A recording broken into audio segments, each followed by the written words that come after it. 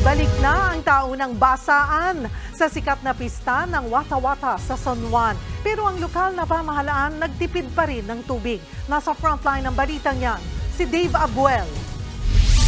Makukulay na kasuotan, magagarang mga float, nakaka-good vibes na tugtugan at sayawan. At ang inabangang basaan ang nagpasaya sa mga residente ng lungsod ng San Juan kaninang umaga.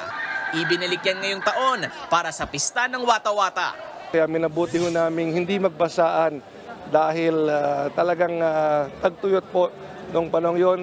At ang kaibahan po ngayong taon, unang-una ay ang Pag-asa po ay nagdeklara na natapos na po ang El Nino at magsisimula na po ang La Nina. Kung kaya nagdesisyon po kami na ituloy pong basaan.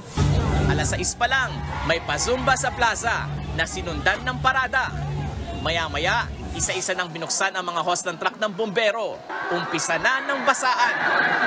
Yun nga lang, alinsunod sa naunang plano ng San Juan LGU, gusto pa rin nilang magtipid sa tubig. Mula sa dating halos 50 truck, 3 truck na lang ngayon ng bumbero ang ipinasama ng lokal na pamahalaan ng San Juan. Pero tignan nyo naman, hindi naman nabawasan ito ang kasiyahan ng mga residente ng San Juan!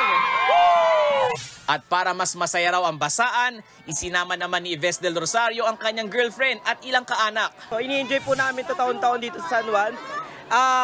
I hope this is more exciting than ever. Ang empleyado naman na si Andin Nova, kahit duty sa trabaho, nakipagbasaan pa rin.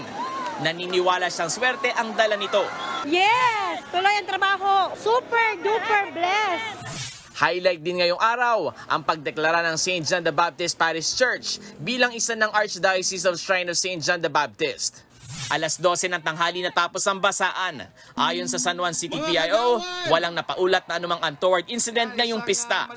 Nagbabalita mula sa frontline, Dave Abuel, News 5. Mga kapatid, Cheryl Cosim po, huwag maging huli at maging una sa lahat sa balitaan. Para sa tuloy-tuloy na talakayan sa Frontline, mag-follow at mag-subscribe sa social media pages ng News 5.